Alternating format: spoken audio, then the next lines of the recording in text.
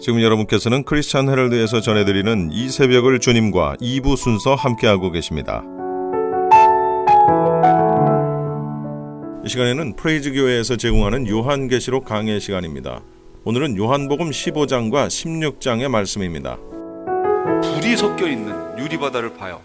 그거는 지구 위로 성도들이 휴거대에 쭉 올라가서 저 위에서 밑에 지구가 타고 있는 재앙으로 타는 그 지구를 지금 바라보고 있는 거예요. 그 상황이. 예전에 이스라엘 백성이 홍해를 건너서 그들이 모세의 노래를 부를 때, 구원의 노래를 부를 때 그들의 뒤에는 뭐가 펼쳐졌어요? 홍해가 있죠. 홍해가 있는데 홍해가 덮치는 것을 봤어요. 뭘 덮쳐요? 애굽의 병사들을 따라오는 애굽의 병사들을 그냥 덮치는 장면을 지금 봤잖아요. 재앙으로 치는 모습을 봤죠. 재앙으로 치는 모습을 보고 이들이 할 수 있는 건 뭘까요? 감사하고 찬양밖에 없죠. 그 상황에서 나를 구원해 주신 주님. 이게 그 장면이에요. 지금 올라왔어요. 지금 올라간 거예요. 그리고 밑에선 지금 이제 뭐가 펼쳐질 거예요? 7 대접재앙이 펼쳐질 거예요. 불이 쏟아지는 모습이에요. 그걸 보고 이들이 할 수 있는 건 뭘까요? 감사하고 찬양밖에 없어요. 그 모세의 노래, 어린 양의 노래를 여기서 부르는 거예요. 각자 악기를 가지고 부르는 거죠. 지금부터 악기 배우세요. 무슨 악기가 될지 모르지만 짝짝이라도 좋아요. 이제 그 하늘나라에서 주시는 그 악기는 다 연주할 수 있습니다. 그걸 가지고 우리가 다 찬양할 거란 말이에요. 하나님 앞에.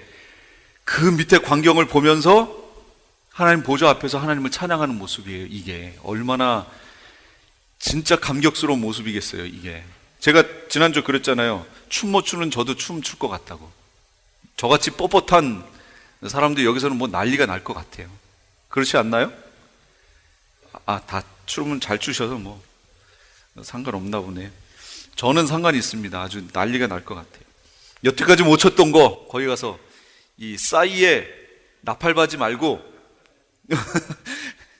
어떤 분은 함께 나팔바지 춤을 췄다고 제가 어제 들었습니다. 그거 말고 정말 감격의 춤을 거기서 추게 될 겁니다. 계시록 15장 2절에도 또 내가 오늘 본문이에요. 내가 보니 불이 섞인 유리바다 같은 것이 있고 그렇게 나왔고, 데살로니가전서 4장 17절에 그 후에 우리 살아남은 자도 저희와 함께 구름 속으로 끌어올려 공중에서 주를 영접하게 하시리라. 바로 이 공중에서 지금 바라보고 있는 광경이에요. 거기가 휴거된 자들이. 지금 어디 있는 거예요? 이 사람들이? 그렇지요. 하나님 보좌 앞에 있는 거죠. 하나님 보좌 앞에 있는 거예요. 그 공중에 하나님의 보좌가 펼쳐진 겁니다. 그럼 여기에 지금 가 있는 불이 섞인 유리바다 위에서 찬양하고 있는 이 사람들은 누굴까요? 계시록 15장 2절입니다. 같이 한번 볼까요? 같이 읽습니다. 시작. 또 내가 보니 불이 섞인 유리바다 같은 것이 있고 짐승과 그의 우상과 그의 이름의 수를 이기고 벗어난 자들이 유리바닷가에 서서 라고 나왔어요. 누구라고요? 짐승과 그의 우상과 그의 이름의 수를 이기고 벗어난 자들이라고 이렇게 나옵니다. 거기서 밑줄 쭉 거는데 거기 짐승과 그의 우상과 짐승표를 이기고 벗어난 자들이라고 쓰시면 돼요. 그럼 이 사람들이 어떤 시대에 살고 있었던 사람들이에요? 자, 이 앞에 그래프를 한번 보세요. 여기가 후 3년반입니다. 여기는 전 3년반이고, 짐승표가 시행되는 거는 전 3년반인가요? 후 3년반인가요? 예, 시행되는 거. 후 3년반이 짐승표가 시행이 되지요. 요 기간에 짐승표예요. 그럼 짐승과 그의 우상과 그의 이름의 수, 이 짐승표를 얘기하는 거예요. 짐승표를 이기고 벗어난 자들이니까 이 사람들은 어디까지 살고 있었던 사람이에요? 후 3년반까지 살고 있었던 사람들이에요. 휴거는 이 후 3년반 끝에 일어나는 일이니까 여기에서 휴거가 있을 거니까 여기까지 다 살고 이기고 그 다음에 벗어난 자들이에요. 그렇죠? 벗어났죠. 어떤 사람은 휴거가 환난 전에 있다고 자꾸 얘기를 해요. 그러면 환난 전에 있다고 표현하면 여기 있는 사람들은 누구예요? 이거 말이 안 되죠. 이 사람들은 지금 환난 다 끝에 부분에 와서 올라온 사람들이잖아요. 짐승표까지 다 거치고 올라간 사람들이니까 환난 전에 휴거가 있다고 얘기하면 계시록과 맞지가 않아요.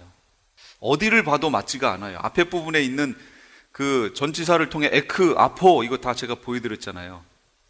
환난의 때에 너를 지키겠다라고 하는 거는 원어상에 있는 그 전치사가 에크라는 단어고, 이 에크는 그 환난 안에 있다가 거기에서 이렇게 끄집어내겠다 그런 뜻이 되는 거예요. 아포라는 전치사를 썼으면 환난에 들어가지 않고 그 직전에 올라가는 거고, 근데 원어는 아포가 아니라 에크로 나와 있다고 그랬죠. 에크는 그 안에 있다, 통과해서 거기서 끄집어낸다 그런 얘기입니다. 거기서 지켜준다. 그러니까 성경을, 계시록을 쭉 훑어보면 끝까지 보면 환난 전 휴거가 아니구나 라는 걸 정확히 알 수 있죠. 그리고 환난 후, 여기도 봐도 지금 벌써 이 짐승과 그의 우상과 그의 이름의 수를 이기고 벗어난 자들이라고 얘기하잖아요. 그러니까 거길 거쳐서 나온 자들이라는 표시가 되죠. 후 3년반을 살아있던 사람들입니다. 이 사람들이요. 그런데 이 사람들이 지금 뭐 하고 있어요? 거기서 계시록 15장 3절 읽을게요. 시작. 하나님의 종 모세의 노래, 어린 양의 노래를 불러 이르되, 모세의 노래, 어린 양의 노래를 지금 부르고 있다라는 겁니다. 여기서 왜 모세의 노래예요? 아까도 설명드렸죠. 출애굽 홍해 가르는 그 사건을 상징하는 겁니다. 출애굽기 15장인가요? 거기에 있습니다. 그 내용을 상징하는 거예요. 어린 양의 노래, 어린 양을 통해서 구원받은 어린 양, 오직 우리의 구원은 예수 그리스도 어린 양 외에는 없어요. 다른 이름은 결코 없습니다. 성경 사도행전에도 구원 얻을 만한 다른 이름을 우리에게 주신 적이 있어요, 없어요? 없는데 왜 있다고 얘기하는 사람들은 대체 뭘까요? 그럼 그 사람들은 성경을 안 믿는 사람들이죠. 그렇지 않나요? 분명히 성경은, 예수님께서는 예수 이름 외에 구원 얻을 만한 다른 이름을 우리에게 주신 적이 없다 그러셨어요. 이 하나님의 말씀인 줄로 믿으십니까? 그런데 있다라고 하면 그 사람은 하나님의 말씀을 믿는 사람이에요, 안 믿는 사람이에요? 안 믿는 사람이죠. 그런데 교회 안에서도 그렇게 말하는 사람들이 있다니까요. 있어요. 너도 구원 있고 나도 구원 있고 우리 모두 구원이 있으니까 서로 종교를 인정해 주자고, 이 분위기. 교회 안에서도 파들이 갈라져서 당신네도 구원 있고 우리도 구원 있고 이렇게 얘기하는 사람들이 많잖아요. 그럼 그 사람들에게 묻고 싶은 거예요. 첫째, 이 성경에 있는 예수 그리스도 외에 구원 얻을 만한 다른 이름을 주신 적이 없다라는 말을 믿느냐 안 믿느냐 그거죠. 근데 그 사람들이 자기는 그럴 거예요. 믿는다라고 얘기할 거예요. 믿는다 그랬는데 너도 구원 있고 나도 구원 있다고 얘기한다면 이 사람들은 뭘 얘기하는 거냐면, 당신네가 말하고 있는 세상이 따로 있고 기독교에서 말하는 천국이라는 세상이 따로 있다는 거잖아요. 결국은 사후 세계가, 예를 들면 불교라고 얘기하자고요. 불교에서 말하는 극락 세계가 따로 있고 저 영적인 세계가 따로 있고, 우리 기독교에서 말하는 천국이 따로 있으니까 당신네도 구원 있고 우리도 구원이 있다고 얘기하는 거 아니에요? 그렇죠? 그렇죠? 그거 아니면 설명할 방법이 없잖아요. 근데 이 사후 세계가 그게 있어요? 그러면 거기는 부처가 만든 거고 여기는 하나님이 만든 거고, 그럼 하나님도 계시고 부처도 있고, 그럼 두 분이 사이좋게 나눠가지고 이렇게 나누는 건가요, 세상을? 이 참 이해가 안 가는 거예요. 그러면 이게 잘못됐다라고 얘기하면 당신네가 구원이 있든지 우리가 구원이 있든지 하나가 결정돼야 될 거 아니에요. 그렇죠? 그 세계가 하나로 통일됐다면, 그러면 여기 사도행전에 있는 예수 그리스도의 이름 외에 구원 얻을 만한 다른 이름을 주신 적이 없다 그랬으면 이 말씀을 믿으면 당신네도 구원 있고 이 말을 못하죠. 근데 그렇다고 얘기한다는 거는 말씀을 안 믿는다 그 얘기예요. 그러니까 그것대로 쫓아가면 소경이 소경을 인도하는 거죠. 어디로 가요? 갈 곳으로 가죠. 하나님의 말씀대로, 하나님이 보여주신 그 길대로, 말씀은 내 발의 등이라고 그랬으니까 말씀이 가르쳐 주신 거기가 딱 등이에요. 거기가 빛이에요. 그 길밖에는 주신 적이 없어요. 그러니까 말씀하신 대로 거기만 따라가면 돼요. 거기만 빛이 있어요. 다른 데로 빠지면 없어요. 소경이 소경을 인도하는 거예요. 그래서 저는 많이 알지도 못해요. 그냥 여기 말씀이 그렇다고 하는 그것만 그냥 얘기하는 거예요. 그냥 다른 거 다른 분들은 막 한 구절 얘기하고 경험담 얘기하고 뭐 이거 많이 하잖아요. 저는 없어요. 경험담 뭐 그런 거 얘기할 이 목회 이 연수도 길지도 않고요. 그러니까 그런 거 얘기할 거리도 없어요. 그래서 오히려 전 잘 됐어요. 그게 그냥 말씀만 그냥 이렇게 가면 되니까. 그러니까 그렇게 되지 않기를 또 바래요. 저는 그런 연륜이 돼서도 하나 해놓고 그냥 그렇게 하지 않기를 또 바래요. 저는 그냥 말씀대로만 그냥 보여주신 것만 쭉 가면 되죠. 예, 구원 얻을 만한 다른 이름이 없다 그러면 없는 거예요. 있다고 얘기하지 말고요. 예, 계시록 15장 3절 4절 거기도 쭉 이제 뭐가 나오냐면 이들이 불렀던 노래 가사가 거기 나옵니다. 한번 볼까요? 이르되 한 노래를 불러 이르되부터 이제 그 다음부터 4절 끝에까지 같이 읽습니다. 우리가 지금 이제 찬양하는 거예요. 그 찬양을요. 시작. 주 하나님 곧 전능하신 이시여 하시는 일이 크고 놀라우시도다. 만국의 왕이시여 주의 길이 의롭고 참되시도다. 주여 누가 주의 이름을 두려워하지 아니하며 영화롭게 하지 아니하오리까. 오직 주만 거룩하시니이다. 주의 의로우신 일이 나타났음에 만국이 와서 주께 경배하리이다. 아멘. 이렇게 될 것이라는 거예요. 그리고 실제 경배하고 있잖아요. 지금 이제 마지막에 주님 앞에 자기들이 받았던 그 면류관을 주님 앞에 다시 드리고 찬양하는 내용에 정말 주님 외에는 없습니다. 주님이 하신 겁니다. 제가 한 거는 가서 봤더니 아니야, 하나님이 하신 거였군요 하고 자기들이 받았던 면류관도 다 주님께 드리는 거예요. 그때 가서. 그래서 그랬잖아요. 제가 예정 생명책에 이름이 기록되어 있음. 저도 장로교 목사라고 그랬죠. 그건 언제 가서 고백하는 거라고요?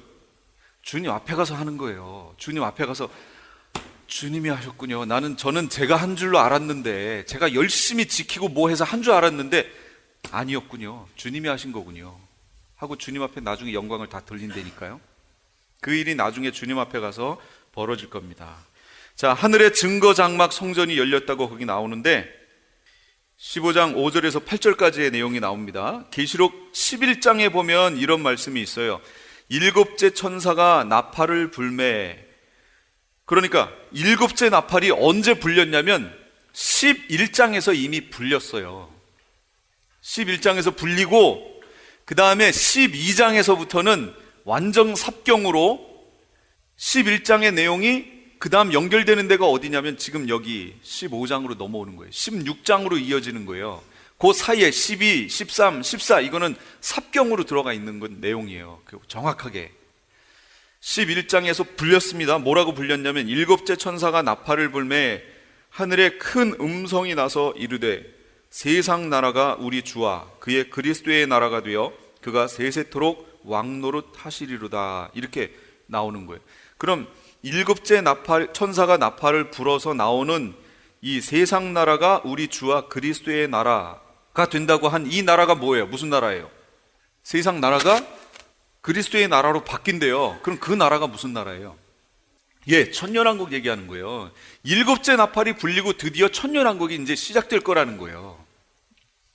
일곱째 나팔이 불린 다음에 거기에서 이제 먼저 벌어질 일이 뭐냐면 일곱 대접재앙이 벌어질 거예요. 그러니까 이 일곱째 나팔이 불린 후에 이제 천년왕국이 이제 시작될 것이다 라는 것을 미리 지금 보여준 거예요.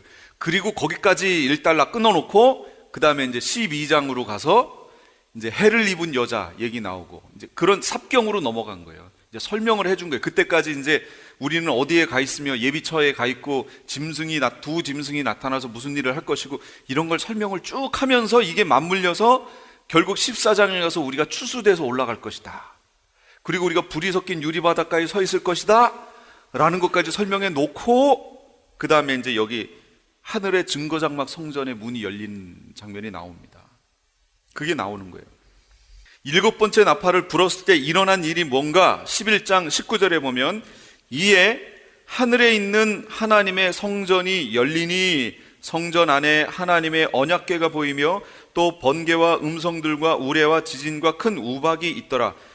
일곱째 나팔을 불었더니 무슨 일이 벌어졌냐면 하늘에 있는 하나님의 성전이 열렸대요. 하나님의 성전이. 구약에서 성전은 뭘 상징하는 거예요? 구약에서 성전은 천국의 모형입니다. 천국 문이 열린 거예요. 지금 우리에게 활짝 열려진 거예요. 열려졌는데 하늘 문이 열리고 해서 이제 거기서 끝났어요. 이 우박이 있다 이 얘기하고 지금 끝났어요. 지금 조금 전에 설명했듯이 그 다음에 12장, 13장, 14장 넘어간다고 그랬지요. 원래대로 치면 지금 증거장막 하늘의 성전이 열리니 하고 11장 끝에 번개와 음성과 우레와 지진과 큰 우박이 있더라 하고 그 다음 구절이 어디로 가야 되는 거냐면 지금 바로 15장 여기로 넘어오는 거예요. 15장 5절 여기로 가는 거예요. 이게 원래 흐름이에요. 15장 5절. 그럼 15장 5절에 뭐라고 나오냐면 또 2일 후에 내가 보니 하늘의 증거 장막 성전이 열리며 7 재앙을 가진 7 천사가 성전으로부터 나와 맑고 빛난 세마포 옷을 입고 가슴에 금띠를 띠고 이 여기로 이어지는 거였어요. 그러니까 12, 13, 14, 15 그 앞에까지는 삽경이었다는 얘기죠. 보조적으로 설명하는 내용이었어요. 자, 드디어 11장 후가 일로 오는 겁니다. 7번째 나팔이 부러집니다.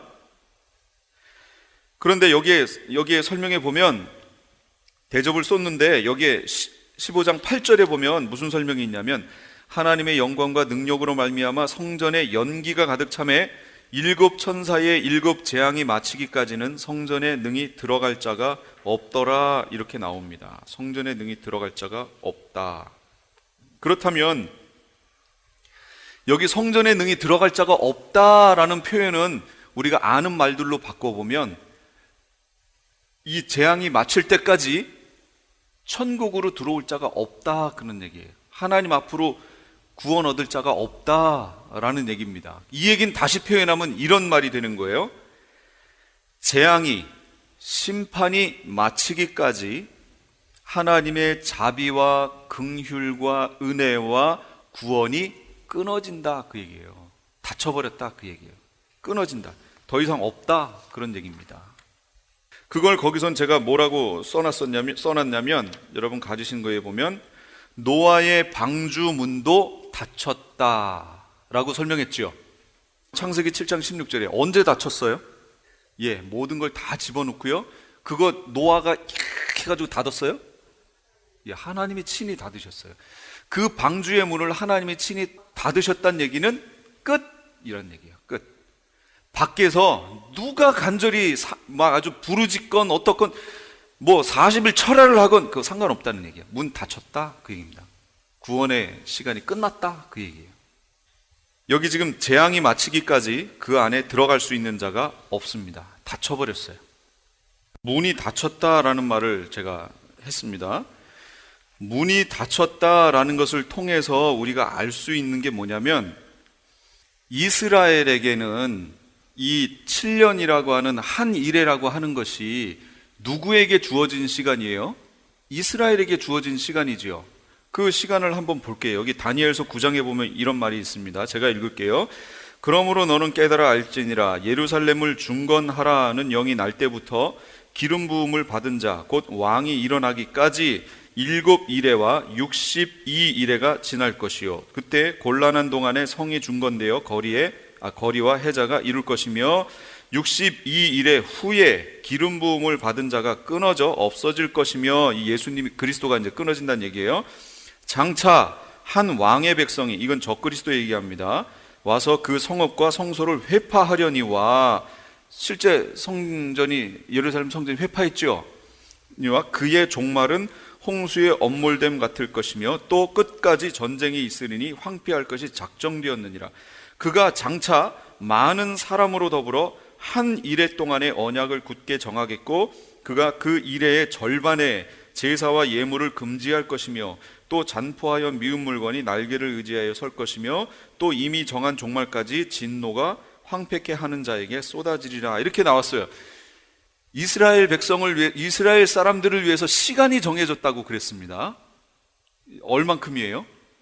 71회지요. 이스라엘 사람들을 위해서 71회라고 시간이 정해졌어요. 여기 내 백성과 내 거룩한 성을 위하여 71회로 기한을 정하였나니 그랬단 말이에요.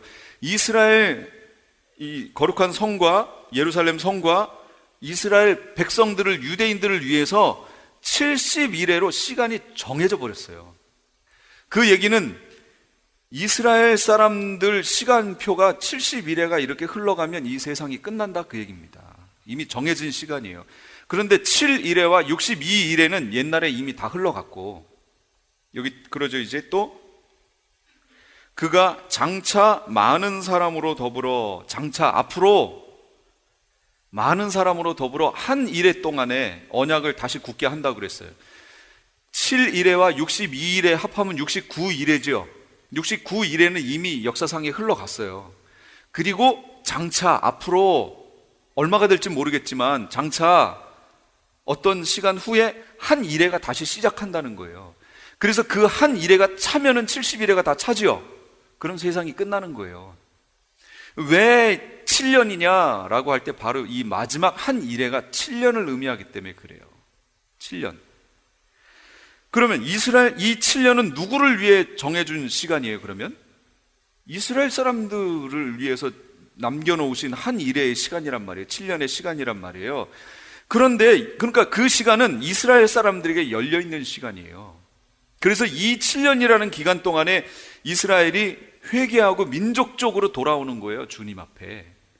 그런데 조금 아까 보셨던 거기 보면 성전의 문이 닫혔다고 그랬잖아요. 이 재앙이 내릴 때까지 거기 들어올 사람이 없다고 그랬잖아요. 만약에 어떤 사람들은 7년 대환란의 이 시간을 쭉 짤 때 7째 나팔이 7년 대환란의 중간쯤에 불린다라고 얘기하는 사람들이 있어요. 그렇게 되면 중간쯤에 불리게 되면 중간쯤에 하늘 문이, 구원의 문이 닫혀진다 그 얘기 아니에요. 그렇죠? 누구도 못 들어가잖아요. 그러면 이 기간에 이스라엘 사람들에게 주셨던 시간이 다 없어요. 없어지는 거예요. 어떻게 없어지나 보세요. 여기서 보시면 7년이 이렇게 시작됐습니다. 이게 7년이에요. 전사 3년반 지나갔고 이 7년 7번째 나팔 소리가 이후 여기 어디쯤에 여기서 불린다 그 얘기예요. 중간쯤에 불린다고 얘기해요. 이 시간표를 계산할 때 이렇게 되면 이 마지막 시간까지 구원의 문이 여긴 닫혀버리는 거 아니에요. 아무도 못 들어가잖아요. 그럼 이스라엘 사람들에게는 이 7년이 주어졌는데 이 앞에는 성전 제사하고 있어요. 아직도. 그리고 여기에서 적그리스도가 나타나는 순간 적그리스도가 후 3년 반 중간에 반 거기에서 언약을 다시 한다고 그랬죠. 앞에 했던 걸 다 깨버리고 성전에 자기가 앉아서 자기를 보여 하나님이라 그랬잖아요. 그 모습을 보고 이스라엘 사람들이 이게 그리스도가 아니었구나 하고 알기 시작하는 거예요. 그러면서 이 후 3년 반 기간이 그들에게는 회개하는 기간이라고요. 그래서 민족적으로 이스라엘이 돌아오는 기간이에요, 여기가. 그런데 거기에 대뜸 7번째 나팔이 들어가서 여기를 딱 닫아버리면 그들에게는 시간이 없는 거예요. 그러면 이들에게 주어진 한 일해라고 하는 7년이라고 하는 기간이 요거밖에 없는 거예요, 사실은. 그 이스라엘 유대인들에게는. 그러면 이거 뭔가 문제가 되겠죠. 이게 아니에요. 그래서 7번째 나팔은 언제 불려야 되냐면 7년 환란 끝에 부분에 불려야 돼요. 그래야 온전하게 7년을 이스라엘에게 다 시간이 주어지는 겁니다. 구원의 문이 닫히기 때문에 그래요. 그러면 이방인 크리스찬들, 우리를 얘기하는 거죠. 유대인 말고 이방인 크리스찬들인 우리에게는 시간이 언제까지냐? 여기까지예요, 여기까지. 요 전 부분에는 이방인들에게 시간이 열려 있습니다. 그러나 환란 기간으로 들어가기 시작하면 이때부터는 이방인들의 구원의 문은 닫히는 거예요. 그리고 그 구원의 문이 누구에게로 열리는 거예요? 이스라엘에게 열려버리는 거예요. 예전에 예수님이 초림했을 때 그들이 예수님을 배척함으로 유대인들의 구원의 문이 닫히고 그것이 이방인을 향해서 열렸던 것처럼 이제 그 역전 현상이 나타나는 거예요. 시기 나기까지라고 그랬잖아요. 이방인의 충만한 수가 차기까지 그렇게 되고 나선 역전돼요. 그렇다고 여기에서 구원을 얻는 사람이 없느냐? 그렇진 않아요. 완전히 그 닫히는 데는 어디냐면 여기라고 그랬잖아요. 5개월. 무슨 재앙이요? 황충의 재앙이 있을 때. 여기에서 이제 죽지 않는다고 그랬죠? 안 죽는다고 그랬어요. 낙원으로 가는 문이 닫혔다 그 얘기예요. 거기는 이제는 일반적인 구원의 문이 닫혀버렸다 그 얘기입니다. 그리고 요 기간을 거치면서 테스트 받은 사람이 예비처로 들어가게 되고, 그러면서 이방인들에겐 그렇게 열려지지만 유대인들에게는 거기가 완전 핍박의 장인 거죠. 믿느냐? 그럼 이제 순교가 되는 거예요. 믿는 자들. 그러면서 여기서 남아 있어요. 그들이 남아 있다가 주님이 오심을 보게 됩니다. 이따가 끝부분에 그걸 제가 또 다시 한번 볼게요. 이 부분에 대해서. 재앙부터 보겠습니다. 재앙의 서론, 해당자가 누구냐? 이 일곱 대접 재앙의 대상자는 누구예요? 일곱 대접 재앙의 대상자. 이스라엘 사람들이 재앙을 받으면 어떻게 돼요? 끝나잖아요. 그러니까 이스라엘 사람들이 아니에요. 누굴까요? 짐승표 받은 모든 자가 되는 거예요. 그들이 여기에 지금 남아있죠? 이들이 여기서 완전히 그냥 하나님의 완전 쏟아붓는 재앙을 여기서 받아요. 보세요. 이제 나올 겁니다. 다른 재앙과 비교해 봤을 때 거기 보면 일곱 인 사건에서는 4분의 1이라는 얘기가 나오고요. 일곱 나팔에서는 3분의 1이라고 나옵니다. 3분의 1이 타격을 받죠. 그러나 마지막 일곱 대접에서는 전체적이에요. 완전히. 바다에다가 쏟았어요. 바다에 있는 모든 생물이 다 죽어요. 완전히 다 죽어요. 그런 내용이 이제 펼쳐지는 겁니다. 자, 그럼 첫 번째부터 볼게요. 첫 번째 대접 재앙, 대상이 누구라고요? 짐승표 받은 모든 사람들, 여기 지금 남아있는 모든 사람들이 대상이 되는 거예요. 계시록 16장 2절입니다. 첫째 천사가 가서 그 대접을 땅에 쏟음에 짐승의 표를 받은 사람들과 그 우상에게 경배하는 자들에게 악하고 독한 종기가 나더라, 이렇게 얘기했습니다. 첫 번째 대접을 어디다 부었어요? 땅에다가 부었습니다. 어디에 부어요? 땅에 부었습니다. 그럼 나타난 현상이 뭘까요? 짐승표 받은 사람들과 그 우상에게 경배하는 자들에게 악하고 독한 종기가 나요. 이거 못 버틴다는 얘기예요. 이 괴로워서 이걸 어찌 할 줄을 몰라 하는, 이를 깨무는 막 그런. 그러니까 이게 3년 반 살자고 짐승표를 받아버렸다. 그러면 그거 살고 끝에 가서는 더 괴로워하다가 결국은 죽어서 저 불못으로 들어가는 거예요. 완전 잠깐 3년 반인데 그 3년 반도 편히 사는 게 아니에요. 그 짐승에게 휘어잡혀서 짐승이 시키는 대로 해야 돼요. 그렇게 살다가 결국은 불못으로 가게 돼요. 그러니까 이걸 이제 우리 여기 오신 분들은 다 아셨으니까, 내가 홈레스가 돼서 거리에 나뒹구는 한이 있어도 요건 그냥 요 3년 반은 그냥 내가 버티겠다, 그런 마음으로 계셔야 돼요. 은행에 잔고가 많습니까? 그거 다 버릴 생각하고요. 부질없어요. 그거 땅에 소망 두는 것에 대해서 하나님이 여기 벌써 첫 번째 심판이 어디예요? 땅이잖아요. 땅에 거 다 쏟아버린다. 땅에다가요. 아무것도 안 남아요. 아이고, 내 은행에 있는 저 잔고 이래봤자 소용 하나도 없어요. 그러니까 지혜롭게 사용하십시오. 지혜롭게. 2번, 두 번째 재앙, 대접 재앙, 계시록 16장 3절이에요 시작. 둘째 천사가 그 대접을 바다에 쏟음에 바다가 곧 죽은 자의 피같이 되니 바다 가운데 모든 생물이 죽더라. 바다에 있는 바닷물이 피가 되어버렸다는 거죠. 그래서 그 바다에 있는 모든 생물이 다 죽었어요. 그럼 바다를 소망 두고 살았던 사람들은 어떻게 될까요? 그 사람들의 소망이 다 끊어졌죠. 또 거기 나간 사람들 다 죽어요. 한 사람도 안 남아요. 다 죽어요. 제 얘기가 아니라 여기 그 가운데 모든 생물이 다 죽는데요. 그런데 여기 킹제임스 성경이라든지 흠정역이라든지 이걸 보면 여기를 뭐라고 나왔냐면 16장 3절, 둘째 천사가 자기 대접을 바다에 쏟아 부음에 바다가 죽은 사람의 피같이 되어 모든 살아있는 혼이 바다에서 죽더라, 이렇게 얘기했어요. 그러니까 모든 게 다 죽는다, 그 얘기예요. 살아있는 게 없어요. 다음 세 번째 16장 4절입니다. 같이 읽어보시겠어요? 시작.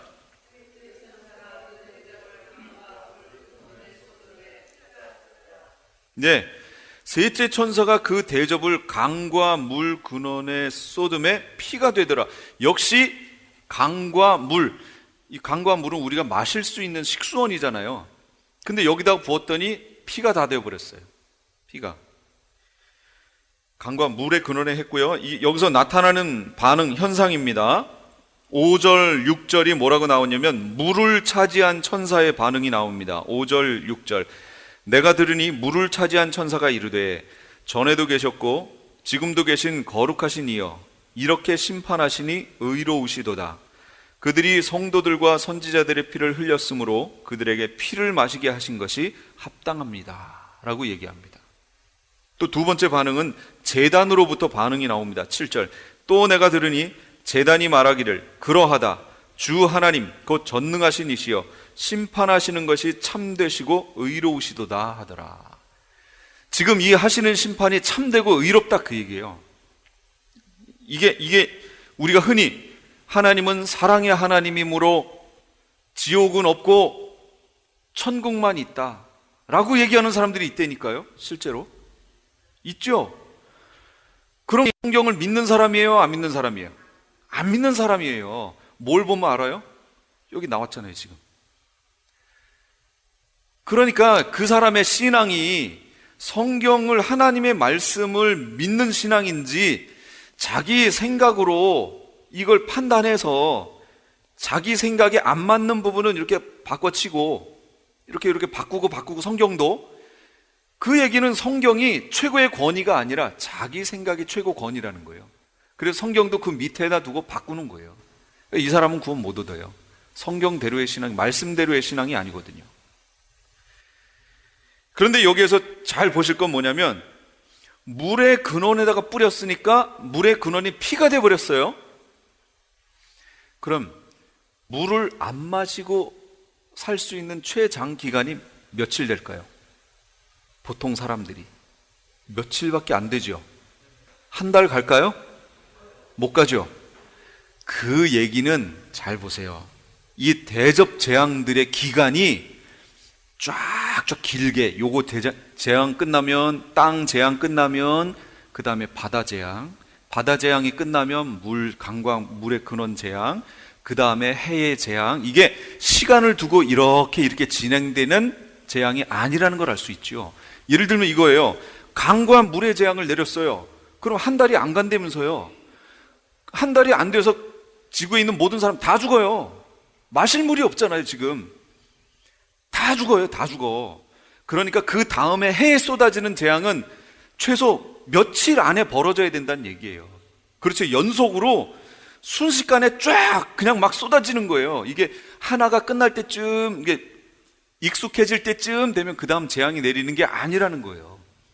지금 물이 없어요. 지금 마실 물이 없어. 막 얼마나 괴롭겠어요. 지금 목이 타고 그러는데 갑자기 해에다가 네 번째 재앙이 쏟아집니다.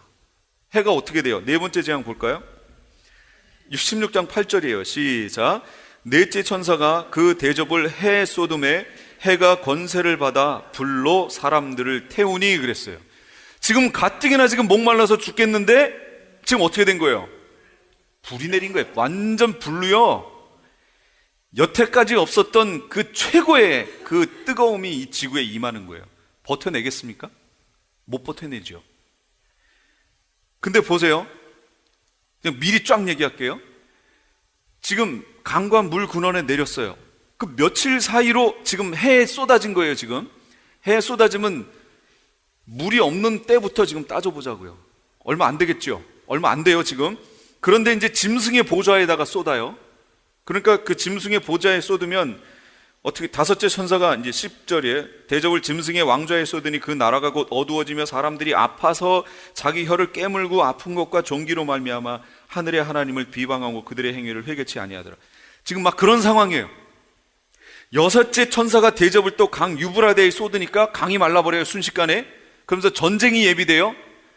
이걸 보면 전쟁이 예비돼서 이 군대가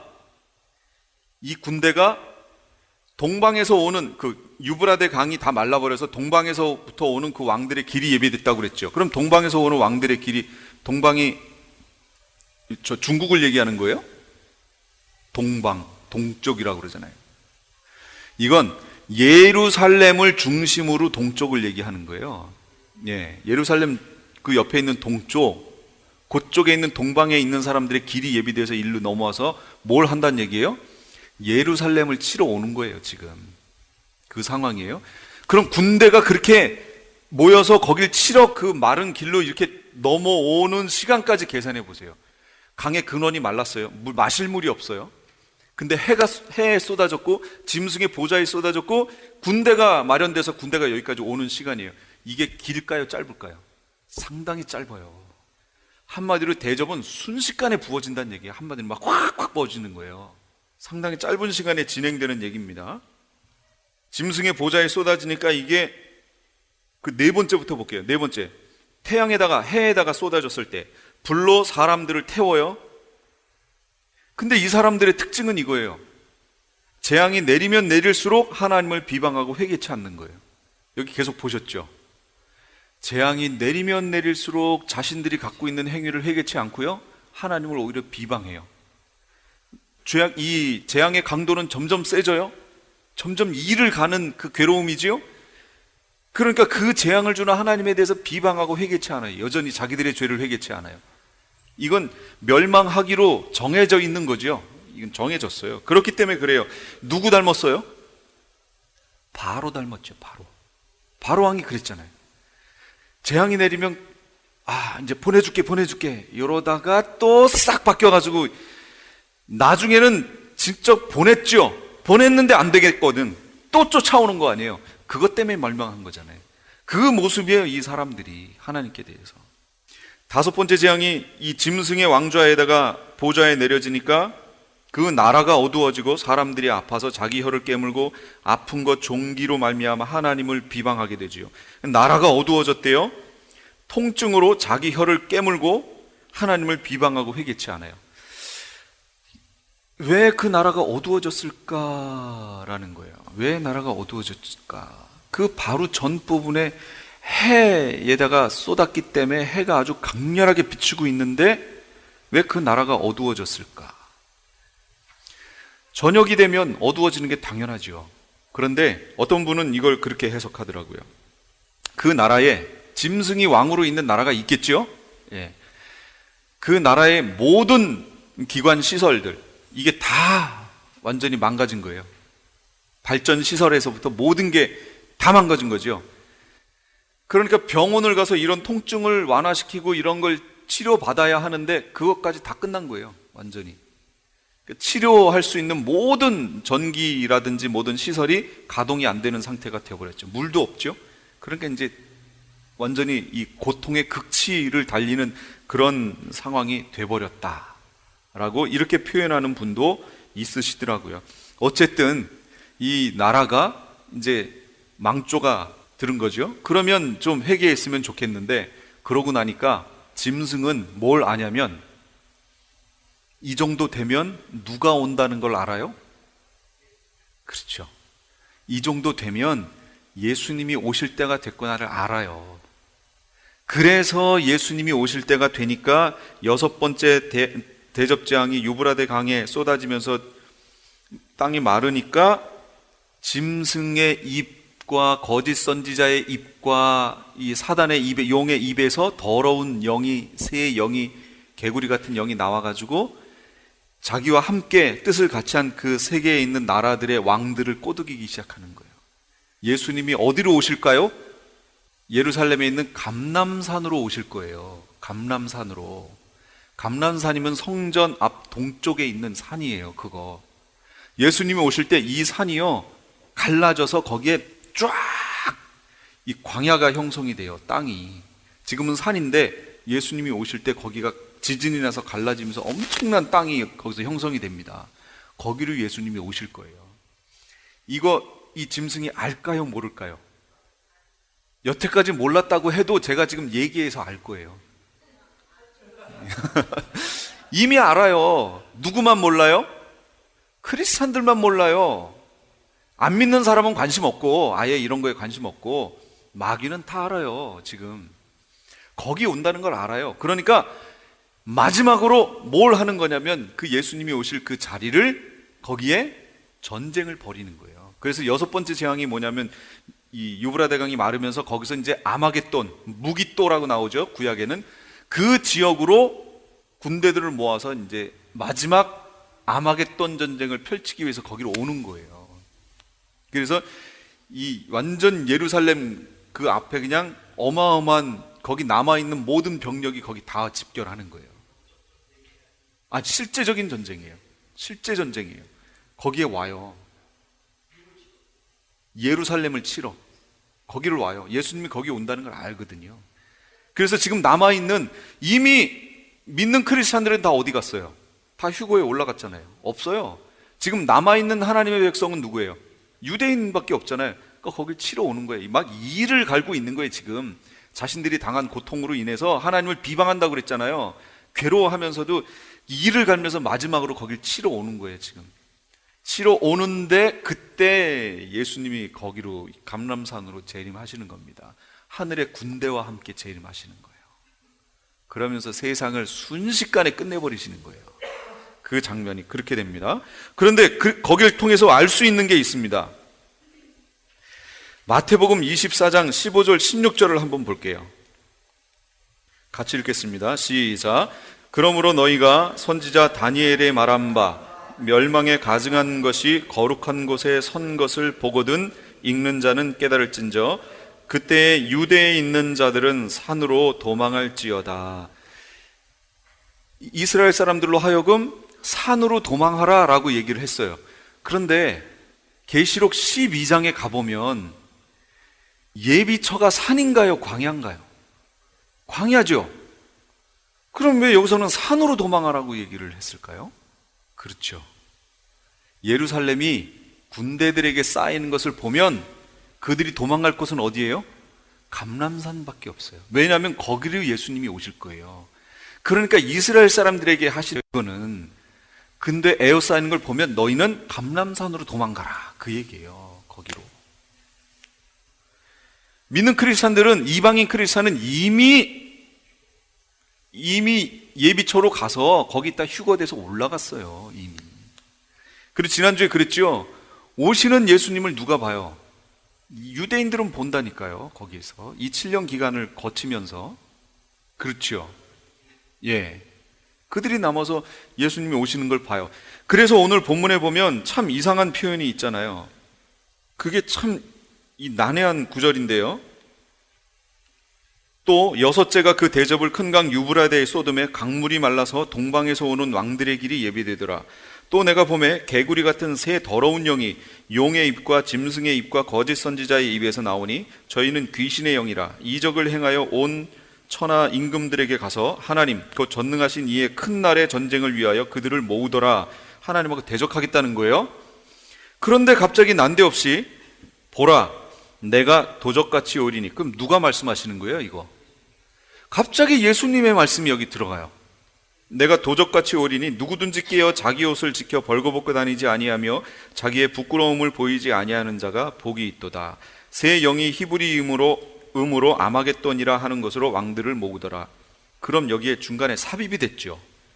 원래대로 치면 14절 저희는 귀신의 영이라 쭈르륵 한 다음에 이에 큰 날의 전쟁을 위하여 그들을 모으더라 하고 16절 새 영이 히브리임으로 아마겟돈이라 하는 것으로 왕들을 모으더라 이렇게 가야 되잖아요. 그런데 그 사이에 삽입절이 들어가 있어요. 갑자기 예수님이 말씀하세요. 거기에 뭐 예수님이 이르시되 어린 양이 가로되 뭐 이런 말도 없어요. 갑자기 삽입절이 들어가요. 보라 내가 도적같이 오리니 누구든지 깨어 이렇게 나옵니다.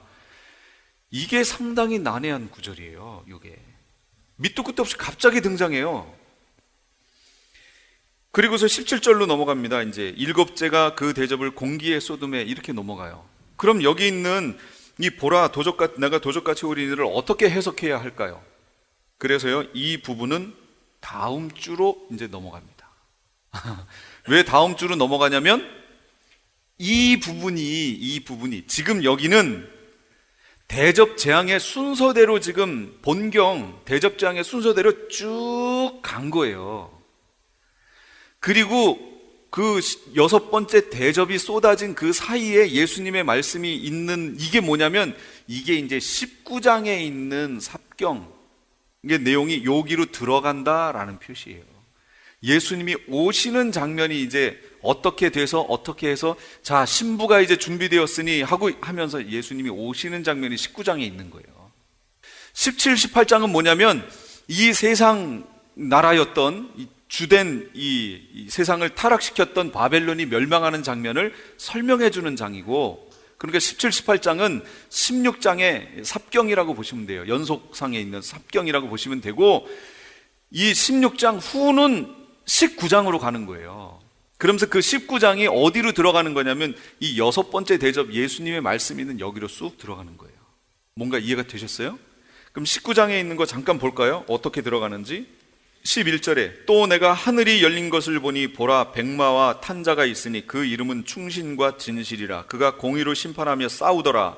그 눈이 불꽃 같고 그 머리에 많은 면류관이 있고 또 이름 쓴 것이 있으니 자기밖에 아는 자가 없고 또 그가 피 뿌린 옷을 입었는데 그 이름은 하나님의 말씀이라 칭하더라. 하늘에 있는 군대들이 희고 깨끗한 세마포를 입고 백마를 타고 그를 따르더라. 그 입에서 이한 예리한 검이 나오니 이것으로 만국을 치겠고 친히 저희를 철장으로 다스리며 또 친히 하나님 곧 전능하신 이의 맹렬한 진노의 포도주 틀을 밟겠고, 이렇게 나오는 거예요. 이게 이제 11절 말씀이 바로 그 11절부터 있는 부분이 그 6번째 대접 안으로 이렇게 들어가는 내용이에요. 이해가 되셨어요? 어디로 들어가는 건지요? 그리고 마지막 게 불리는 거예요. 7번째 대접이 쏟아지는 거예요. 그런데 지금 16장은 본경으로 쏟아지는 순서대로 쫙 그냥 설명해 놓은 거고, 19장은 그걸 자세하게 설명하는 삽경으로 이제 들어가는 거예요. 그러면서 뒷부분이 이제 마무리가 되어가는 겁니다. 그래서 지금 6번째 대접까지 봤고요. 7번째 대접은 16장 17절 21절, 7째 천사가 그 대접을 공중에 쏟음에 큰 음성이 성전에서 보좌로부터 나서 이르되 되었다, 이렇게 얘기하십니다. 끝났다 그 얘기예요. 끝난 거예요. 자, 끝날까요? 끝났다 그랬어요. 공중에 쏟아요. 그래서 보좌에서 음성이 나고 번개, 음성, 우레소리, 지진, 그리고 바벨론 멸망, 하나님 비방, 이렇게 나왔죠. 거기 한번 볼게요. 거기에 보시면 16장 17절 21절까지의 내용에 보면 일곱째가 그 대접을 공기 가운데 쏟음에 큰 음성이 성전에서 보좌로부터 나서 가로되 되었다 하니 번개와 음성과 뇌성이 있고 또 지진이 있어 어찌 큰지 사람이 땅에 있어 오므로 이같이 큰 지진이 없었더라. 큰 성이 세 갈래로 갈라지고 만국의 성들도 무너지니 큰 성 바벨론이 하나님 앞에 기억하신 바 되어 그의 맹렬한 진노의 포도주 잔을 받음에 각 섬도 없어지고 산악도 간데 없더라. 또 중수가 한 달란트나 되는 큰 우박이 하늘로부터 사람들에게 내림에 사람들이 그 박제로 인하여 하나님을 회방하니 그 재앙이 심히 큽니다. 아직까지도 지금 사람이 살아있어요. 이 얘기는 이게 아주 짧은 기간 순식간에 벌어졌다 그 얘기예요. 그런데 지진이 나요. 그럼 지진이 나면 보통 사람들이 어떻게 해요? 건물 안에 있어요? 밖으로 나가요? 밖으로 나가죠. 뛰쳐나가죠. 여태까지 있어 오므로 이렇게 큰 지진이 없었대잖아요. 사람들이 깜짝 놀라서 밖으로 다 뛰어나가요. 근데 밖에 나가봤더니 무슨 일이 벌어져요? 큰 우박이, 한 달란트나 되는 큰 우박이 하늘로부터 사람들에게 내려서 안에 있으면 지진으로 무너져 죽는 거고 밖에 나오면 우박에 맞아 죽는 거예요. 완전히 멸망이에요. 갈 데가 없어요. 아무데도 갈 데가 없어요. 이런 상황이 이제 마지막에 딱 벌어지면서 세상이 끝나버립니다. 살아남을 사람이 하나도 없겠죠. 아니, 산도 없어질 정도로 지진이 나서 이게 다 이렇게 하고 섬도 없어진다고 그러는데 거기에 살아남을 사람이 어디 있어요? 그런 상황이 이제 벌어집니다. 그런데 아까 우리 11장에서 보면 11장의 맨 끝에 19절 이에 하늘에 있는 하나님의 성전이 열리니 성전 안에, 이게 7번째 나팔을 불었을 때 벌어진 거 있잖아요. 성전 안에 하나님의 언약궤가 보이며 또 번개와 음성과 뇌성과 지진과 큰 우박이 있더라 그랬잖아요. 이게 지금 요 끝에 있는 거랑 만나는 거예요. 요 상황이. 성경은 이런 식으로 돼 있어요. 그러니까 계시록은 우선 순서대로 쫙 설명해 놔요. 그 다음에 그거에 대한 자세한 내용이 또 나중에 나와요. 이게 이제 삽경처럼 들어가는 거예요.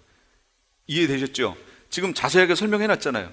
그 다음에 여기 6대접도 순서대로 그냥 쭉 나가다가 이거에 대한 설명이 뒤에 가서 또 나오는 거예요. 이런 식으로. 이렇게 진행이 돼 있어요. 그러니까 모르는 사람이 보면 이게 헷갈린 거죠. 이게 그 사건인지 저 사건인지. 예. 그렇게 돼 있는 것 같지만 잘 보면 순서대로 쭉 설명하고 더 설명이 필요한 건 뒤에 가서 그거에 대해 자세하게 설명 나오고 또 필요한 거 있으면 뒤에 가서 설명이 또 자세하게 이렇게 나오고 이런 식으로 돼 있습니다. 12, 13, 14도요. 그 앞에 벌어지는 일들을 먼저 하고 그 다음에 그때에 이런 일이 벌어졌다고 지금 설명 나오는 거예요. 그런 식으로 돼 있어요. 그러니까 이렇게 흘러간다라는 것을 잘 알고 보시면 이해가 빠르실 겁니다. 하나님이 이렇게 세상을 끝내실 겁니다. 여기 마지막 7번째 대접 재앙이었습니다. 예수님이 내려오시는 건 아직 안 했어요. 그리고 시간도 제가 그럼 예수님이 내려오시는 시점이 어느 때쯤이냐 이것도 제가 안 했어요. 그 다음 주에 할 건데요. 제가 나눠드렸던 이 장마다 어디 이렇게 체크하는 거 이거 있었죠? 거기에 보시면 나와 있어요. 그걸 유심히 보셨던 분은 요거 때문에 여기를 이렇게 칸을 이렇게 나눠놨구나 이렇게 아실 거예요. 그 시점이에요. 그게 짧은 시간이에요. 우리가 어떻게 살아야 할까요? 소망을 가져야 돼요. 무서워. 이거 아니에요. 크리스찬들에게는 소망이 있는 거예요. 이 세상이 이렇게 무섭게 망함에도 불구하고 하나님의 백성들은 어떻게 하시겠다는 거예요? 지키시겠다는 거예요. 이게 소망인 거예요. 계시록을 보면서 무서워 하는 사람들은 온전히 이루지 못한 거예요. 아직. 그러니까 우리가 이 성경을 보면 볼수록 그렇지, 나는 하나님 편에 서 있는 사람이지, 나는 예수 그리스도 앞에 서 있는 사람이지, 내가 어떻게 살아야 하는가. 그렇다면 주님이 지금 우리에게 원하시는 것이 무엇인가, 그거를 보셔야 돼요. 그리고 그거 지금부터 준비하시는 거예요. 언제일지 몰라요. 10년이 될지 20년이 될지 아니면 7년 후가 될지 몰라요. 근데 내년은 아니에요. 왠 줄 아세요? 예수님이 오시기 전에 뭐가 있어야 돼요? 지진이요? 지진도 있어야 돼요. 예수님이 오시기 전에 적그리스도가 나타나야 돼요. 지금 적그리스도가 나타나기 전에 이 환난 기간 근데 또 있어야 되죠. 짐승도 나타나야죠. 여러 가지 것들이 지금 보여야 되는데 아직 적그리스도가 안 보여요. 표도 안 보여요. 지금 정확하게. 그러니까 최소 7년 후여야 된다는 얘기죠. 최소. 다행이다 이러시면 안 돼요. 그건 그 기간 안으로 들어가면 자 지금부터 준비해야지, 이거 안 된다는 얘기예요. 그 도저히 안 돼요. 그게 롯의 때와 같다는 얘기예요. 그래서 지금은 노아의 때와 같아요. 여유롭게 준비할 수 있어요. 물론 여유가 없지만 준비할 수 있어요. 지금도. 그러나 환난 기간으로 들어가면 이제는 롯의 때예요. 그때는 자기 사랑하는 가족에게 그 누구에게 말을 해도 그 사람들이 듣지 않는 시기예요. 늦었다 그 얘기입니다. 어쩔 수 없이 사랑하는 사람이지만 놓고 나만이라도 가야 하는 시간인 거예요. 그때 가면 늦습니다. 지금밖에 없어요. 시간이. 그래서 지금부터 우리가 계속해서 이 말씀을 다시 한번 읽어보시고 소망을 가지고 이 소망의 내용을 주변에 있는 사람들에게 전해야 돼요. 계속 같이 가야 되잖아요. 나만 가는 그 천국, 어떤 사람이 갔잖아요. 갔더니 너무 지루한 거예요. 알고 봤더니 거기가 천국이 아니고 지옥이었다는 거죠. 천국에 그렇게 가시겠어요? 그렇게는 갈 수가 없어요. 그 마음을 하나님이 받아주실 리가 없잖아요. 그러니까 지금 우리 주변에 있는 사람들을 빨리 깨워서 준비할 수 있도록 그렇게 하셔야 됩니다. 우리 한번 두 눈을 감고요, 주님 앞에 기도했으면 좋겠습니다. 지금까지 프레이즈교회의 요한계시록 강해 말씀이었습니다. 프레이즈교회에서는 2월 6일 토요일 오전 10시부터 오후 4시까지 제1차 요한계시록 세미나를 실시합니다. 참가비는 10불이며 참가를 원하시는 분들은 2668 웨스트 피코 블루바드 LA 90006번 피코와 캔모어에 위치한 프레이즈 교회로 오시거나 전화 213-700-9833 213-700-9833번으로 문의하시기 바랍니다. 이 새벽을 주님과 2부 함께 하셨습니다.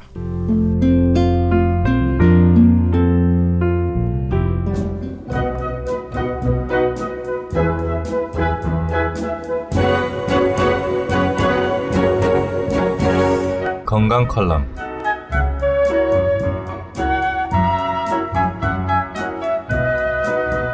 안녕하세요. 건강 칼럼 11번째 시간입니다. 오늘은 채식과 육식에 대하여 설명드리고자 합니다. 이미 많은 분들도 알고 계시는 상식처럼 육식보다는 채식이 좋다는 것은 자명한 일인데 왜 채식이 좋을까요? 다니엘서 1장 10절에서 16절까지를 살펴보면 다니엘은 유다 사람이었는데 유다가 바벨론 국가와의 전쟁에서 패하게 되면서 포로로 바벨론에 끌려가게 되었는데 그곳의 왕인 느부갈네살 왕이 포로 중에서 다방면에서 뛰어난 소년들을 찾아서 왕궁에서 시중을 들게 하려고 했는데 뽑힌 여러 사람 중에서 다니엘도 뽑히게 되었습니다. 뽑힌 사람들은 약 3년 동안 왕궁에서 필요한 여러 가지 교육을 받게 되었고 또한 용모 단정했어야 했습니다.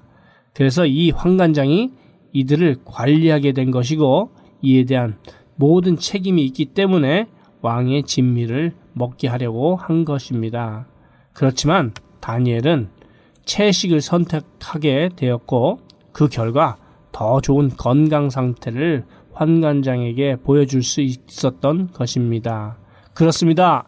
채식을 하게 되면 피가 알칼리가 되고 육식을 하게 되면 피가 산성이 됩니다. 더 쉽게 결론부터 말씀드리자면 피의 흐름이 알칼리일 때는 순환이 잘 되고 산성일 때는 그렇지 못하게 됩니다. 아마도 다니엘은 채식주의자였는지도 모르겠습니다만 오랫동안 장수한 것은 틀림없었던 것 같습니다.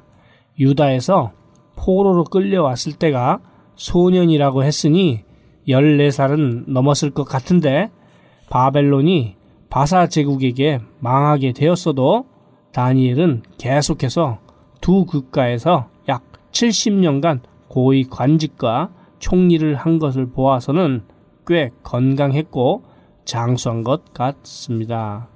그리고 여기서 다니엘이 환관장에게 달라고 했던 채식은 히브리 원어로 보면 제로임이라고 하는데 그 뜻은 식물의 씨앗이나 콩가루의 열매를 의미하기도 합니다. 또한 곡식과 채소의 씨앗을 말하기도 합니다. 신기하게도 창세기 1장 29절을 정확히 말하고 있습니다. 29절 하나님이 가라사대 내가 온 지면에 씨 맺는 모든 채소와 씨 가진 열매 맺는 모든 나무를 너희에게 주노니 너희 식물이 되리라. 어떻습니까? 다니엘처럼 채식을 선호하면서 건강을 지키시겠습니까? 여기에서 우리는 두 가지를 생각해 보아야 합니다. 그 첫째는 고기를 안 먹고는 도저히 살 수 없을 것 같고 두 번째로는 채식만 한다고 하여도 오늘날 곡식을 만드는 땅이 공해, 산성, 비 등등으로 인하여 좋은 식량을 만들 수 없을 것 같습니다. 그렇다면 어떻게 하면 될까요? 창세기 1장 29절 말씀대로 만든 기적의 영양제 M3를 권해드리고 싶습니다. M3를 드시면 3일 이내로 정말 큰 효과를 보시게 됩니다. 다니엘서 10장 19절 중에 은총을 크게 받은 사람이여 두려워하지 말라 평안하라 강건하라 무슨 병에 걸렸든지 큰 효과를 주는 신비한 기적의 영양제 M3 유태인 특수 영양제 M3 기적의 영양제 M3를 드시고 기적을 체험해 보시기를 바랍니다. 무료 건강 상담과 기적의 영양제 M3 구입에 관한 문의는 213-435-9600번 213-435-9600입니다. 감사합니다.